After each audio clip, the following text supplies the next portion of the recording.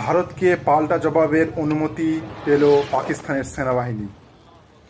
জম্মু কাশ্মীরের পেহেলগামে সাম্প্রতিক সন্ত্রাসী হামলা ঘিরে ভারত পাকিস্তানের মধ্যে সৃষ্ট উত্তেজনা যুদ্ধের রূপ ধারণ করতে চলেছে। ইতিমধ্যে 2 সপ্তাহ ধরে চলা হুমকি ধুমকির পর এবার বাস্তবিকই পাকিস্তানের আজাদ কাশ্মীরের কয়েকটি স্থানে বড় ধরনের ক্ষেপণাস্ত্র হামলা চালিয়ে দিয়েছে ভারত। প্রতিক্রিয়ায় হামলার জবাব দিতে উঠে পড়ে লেগেছে পাকিস্তানও। এরই মধ্যে ভারতের ক্ষেপণাস্ত্র ড্রোন হামলার পাল্টা জবাব দেওয়ার জন্য পাকিস্তান সেনাবাহিনীকে নীতিগত অনুমতি দিয়েছে দেশটির জাতীয় নিরাপত্তা কমিটি। ভারতের যে কোনো হামলার প্রতিক্রিয়া জানানোর অধিকার পাকিস্তানের আছে উল্লেখ করে তারা বলেছে, ভারতের হামলার জবাবে সময় অনুযায়ী যথাযথ স্থানে পছন্দ মতো পাকিস্তান প্রতিক্রিয়া জানাবে। একই সঙ্গে সামরিক বাহিনীকে সংশ্লিষ্ট ব্যাপারে উপযুক্ত পদক্ষেপ গ্রহণের জন্য অনুমোদন দিয়েছে পাকিস্তানের নিরাপত্তা বিষয়ক এই সর্বোচ্চ কমিটি। পাকিস্তানের প্রধানমন্ত্রী শাহবাজ শরীফের নেতৃত্বে এনএসসির এ বৈঠকটি অনুষ্ঠিত হয়। খবর দ্য ডনের। পাকিস্তানি সংবাদ মাধ্যমটির প্রতিবেদন অনুযায়ী আত্মরক্ষায় ভারতের বিমান হামলার জবাব দেওয়ার অধিকার পাকিস্তানের রয়েছে বলে জানিয়েছে এনএসসি। এই বিষয়ে ভারতের হামলার প্রতিক্রিয়া জানানোর জন্য দেশের সামরিক বাহিনীকে অনুমতি দেওয়া হয়েছে। জাতিসংঘ সনদের 51 অনুচ্ছেদের বরাত দিয়ে এনএসসি বলেছে, নিরীহ পাকিস্তানিদের প্রাণহানি ও পাকিস্তানের সার্বভৌমত্বের স্পষ্ট লঙ্ঘনের প্রতিশোধ নেওয়ার অধিকার পাকিস্তানের রয়েছে। এনএসসির বিবৃতিতে বলা হয়েছে, পাকিস্তানের সশস্ত্র বাহিনীকে এই বিষয়ে যথাযথ পদক্ষেপ গ্রহণের জন্য অনুমতি দেওয়া হয়েছে।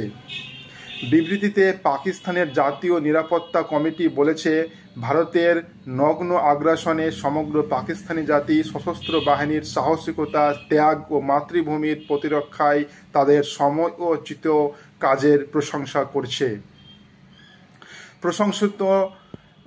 প্রসঙ্গত গত 22 এপ্রিল জম্মু ও কাশ্মীরের পেহেলগামে ভয়াবহ সন্ত্রাসী হামলায় 26 জন নিহত হয়। 2019 সালের পুলওয়ামা হামলার পর কাশ্মীরে এটি সবচেয়ে বড় হামলা। পরোক্ষভাবে পাকিস্তানি হামলা জড়িত এমন অভিযোগ তুলে বুধবার দেশটির সঙ্গে 1960 সালের সিন্ধু পানি চুক্তি স্থগিত করে ভারত। পাশাপাশি আরও বেশ কিছু পদক্ষেপ নেয় দেশটি। জবাবে সিমলা চুক্তি স্থগিত ভারতীয় বিমানের জন্য নিজেদের আকাশ সীমা বন্ধের ঘোষণা দেয় পাকিস্তান।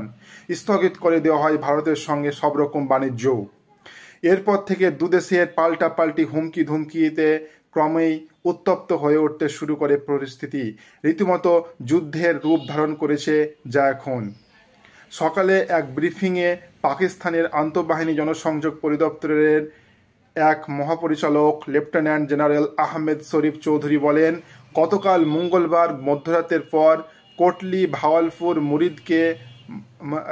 মুরিদকে বাগ ও মুজফ্ফরবাদে কাপুরুষোচিত ক্ষেপণাস্ত্র হামলা চালিয়েছে ভারত। ইতিমধ্যে এর বদলা নিতে শুরু করেছে পাকিস্তান সেনাবাহিনী।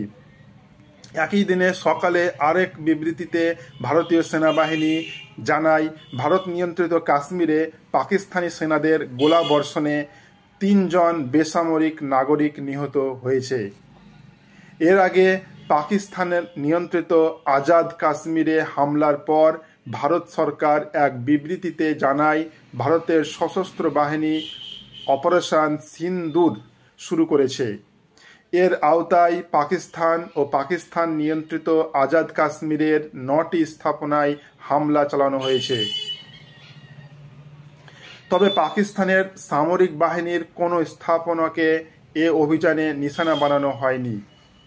উল্লেখ করে ভারত দাবি করেছে, মূলত পাকিস্তানের অভ্যন্তরে লস্কর-ই তৈয়বা এবং হিজবুল্লাহ মুজাহিদিন গোষ্ঠীর অবকাঠামো লক্ষ্য করে হামলা চালিয়েছে তারা। কেমন লাগলো ভিডিওটি অবশ্যই কমেন্টে জানাও এবং সাবস্ক্রাইব করে পাশে থাকুন। ধন্যবাদ।